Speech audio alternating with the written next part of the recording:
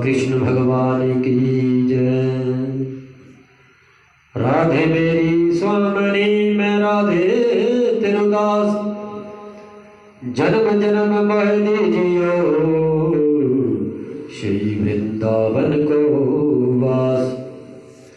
सब द्वार न को शोर कर मैं आया तेरे द्वार, ही वृषभानु जी की लाडली तनिक मेरी ओर निहार।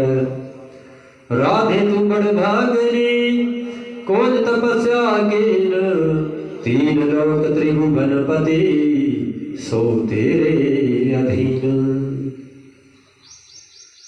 देखिए इस संसार में चाहे कोई भी है, किसी के ऊपर गरीबी नहीं आनी चाहिए, क्योंकि जो गरीबी है इंसान को दर दर भटकने के लिए मजबूर कर देती है।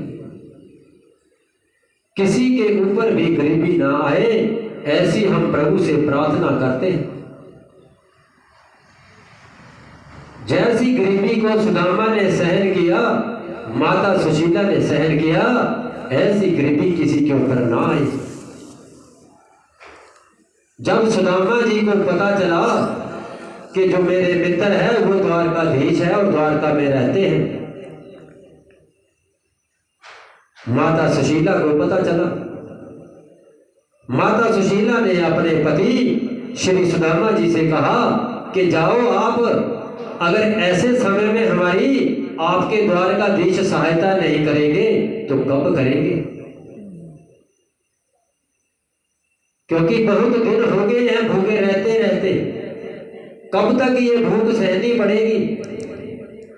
सुदामा जी ने टावल से गांठ लगा दी थी अपने पेट के ऊपर ताकि मुझे भूख न सताए।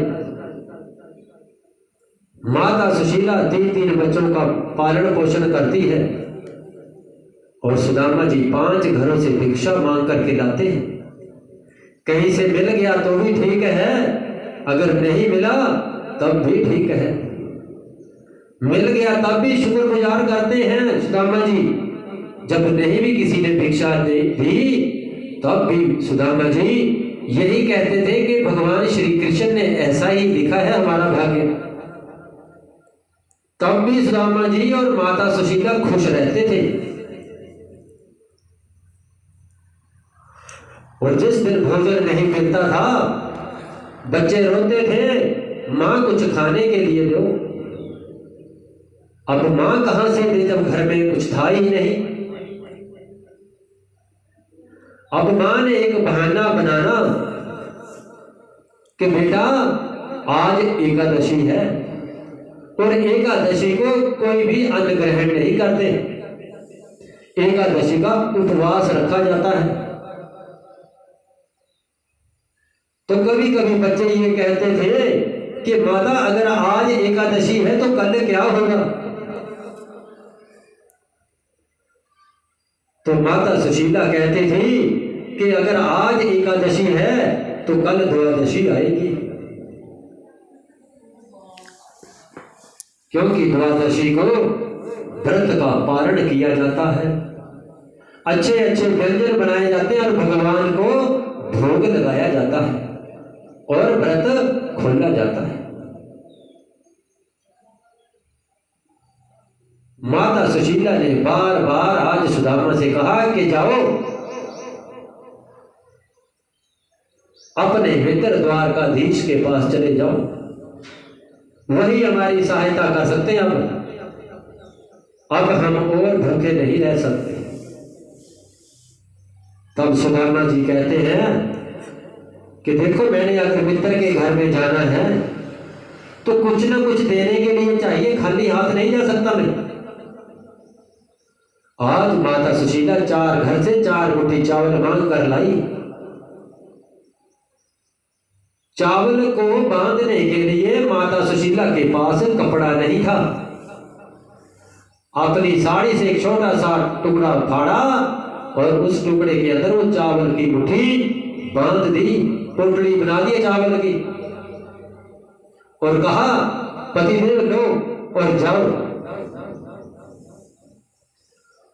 सुदामा जी का मन फिर भी नहीं करता था कि मित्र से मैं मांगने नहीं जाऊंगा। इधर भगवान श्री कृष्ण और माता रुक्मिणी देख रहे हैं। माता रुक्मिणी भगवान श्री कृष्ण से कहती है कि देखो आपके बचपन के सखा हैं ये, इनकी सहायता आप कब करोगे? देखो इनकी हालत मैं भी नहीं देख सकती हूं। तब भगवान श्री कृष्ण कहते हैं कि रुक्मिणी तुझे घबराने की जरूरत नहीं है, क्योंकि अभी जो सुदामा का जो समय है इसका समय खराब चल रहा है, इसका बुरा वक्त है अभी। जब इसका अच्छा वक्त आएगा तो ये अपने आप ही हमारे पास आ जाएगा। आज सुदामा का अच्छा वक्त आ गया, अच्छा समय आ गया।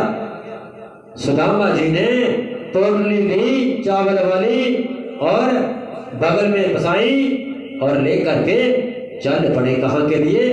द्वारका के लिए। बोले द्वारकाधीश भगवान की जय।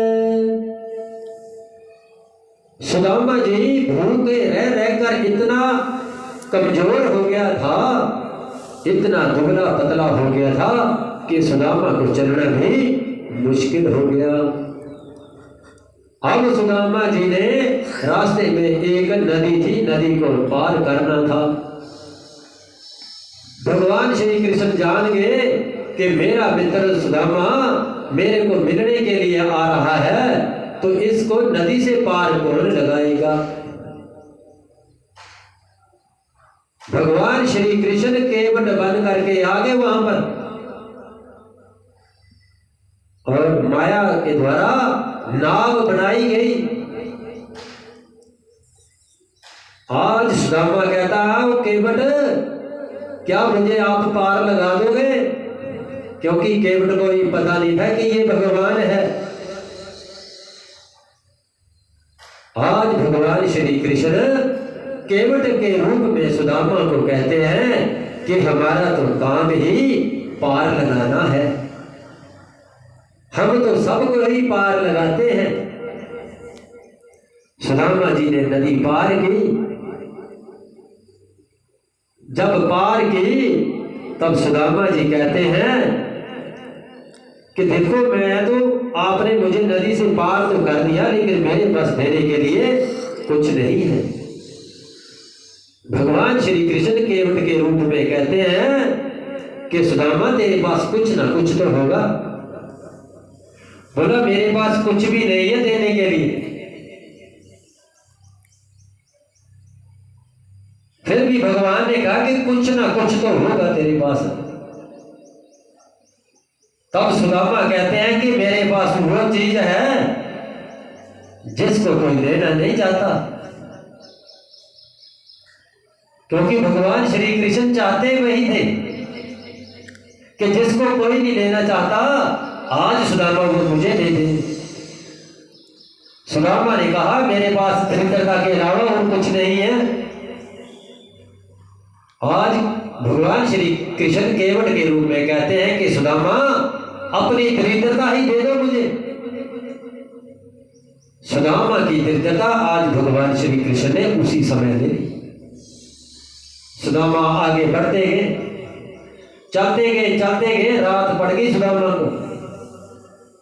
जब सुदामा को रात पड़ गई, एक वृक्ष देखा सुदामा ने और वृक्ष के नीचे बैठ गए, और बैठे बैठे को नींद आ गई, क्योंकि पूरा दिन सुदामा चला, थक गया था, निर्बल था, कमजोर था, भूख लगी थी, प्यास लगी थी। आज सुदामा थका हुआ वृक्ष के नीचे सो गया। भगवान श्री कृष्ण ने क्या कहा? गरुड़ जी को आदेश दिया कि गरुड़ जाओ, मेरा मित्र फलानी जगह जंगल में एक वृक्ष के पेड़ के नीचे सोए हुए हैं, वृक्ष को ही उखाड़ करके लेके आ जाओ, सुदामा सहित वृक्ष को उठाकर लेके आ जाओ। गरुड़ जी ने उस वृक्ष को उठाया, साथ में सुदामा और वृक्ष दोनों को उठा करके द्वारकापुरी के पास रख दिया ला करके। सुबह हुई, जब सुदामा ने देखा, भाई देखो मैं रात जब सोया था तो अगल बगल में घने जंगल थे, लेकिन वृक्ष तो वही है। सुदामा की जब आंख खुली देखा तो सुदामा ने बड़ा एक शहर देखा। अब कौन सा शहर था? वो द्वारकापुरी था। मेरे कन्हैया की द्वारकापुरी थी वो। सुदामा जी ने उठकर थोड़ा आगे बढ़ा और पूछा कि यहां पर कृष्ण का घर कहां है?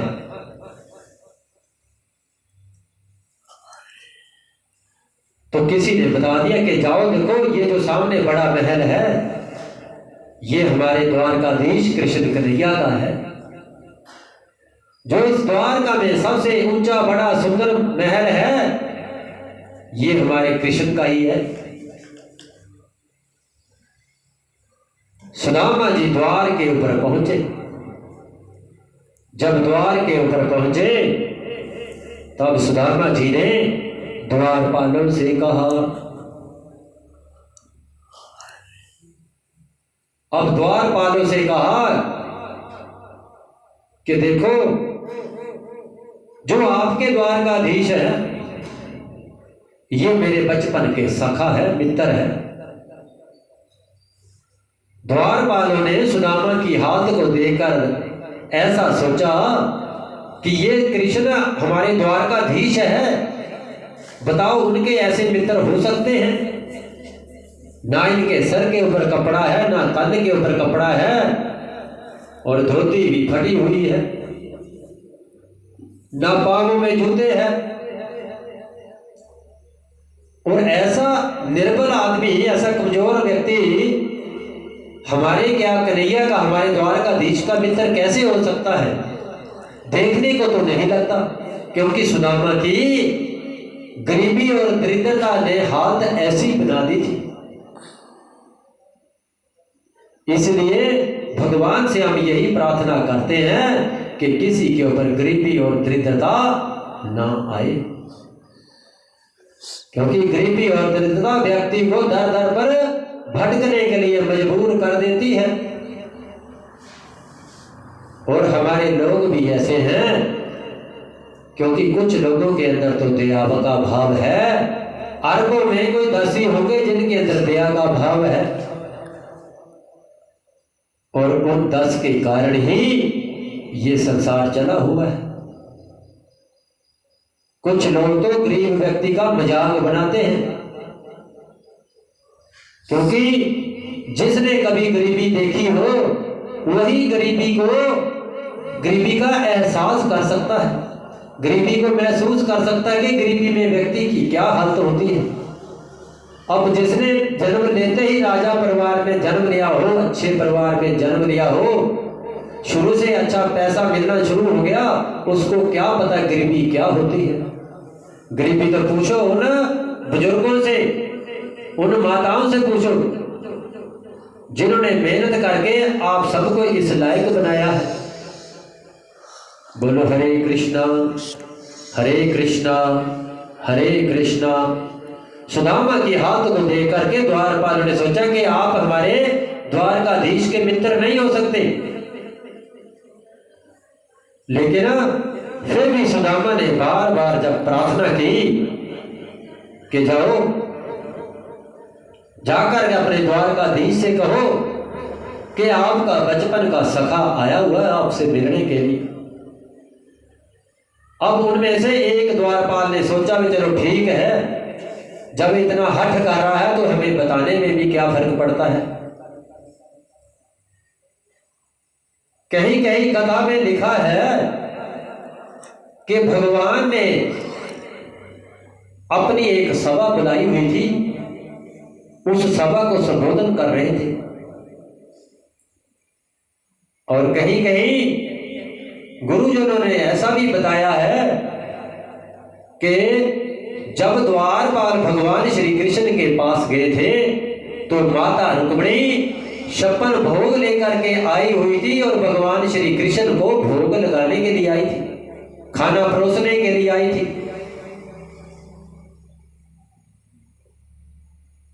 अब जैसे ही माता रुक्मिणी ने भोजन की थाली भगवान श्री कृष्ण को देने लगी, तभी द्वारपाल दौड़ा दौड़ा मेरे कन्हैया के पास पहुंच गया। और क्या कहता है, शीश पगाना झंगा तन में प्रभु जाने को आए, बसी कोई गरामा। धोती फटी सी लटी दुपटी अरु पायो पाना को नहीं सामा। द्वार खड़े ध्वज दुर्बल रहो जग सो वसुधाय विरामा। पूछत दीन दयाल को, पूछत दीन दयाल को धाम, बतावत अपनो नाम सुदामा। द्वारपाल ने भगवान श्री कृष्ण से कहा कि एक द्वार के ऊपर एक निर्बल दुर्बल एक ब्राह्मण खड़ा है, जो कहता है कि आपको कि मेरे मित्र हैं, शीश पगा न झंगा तन में, ना तो उनके सर के ऊपर कोई कपड़ा है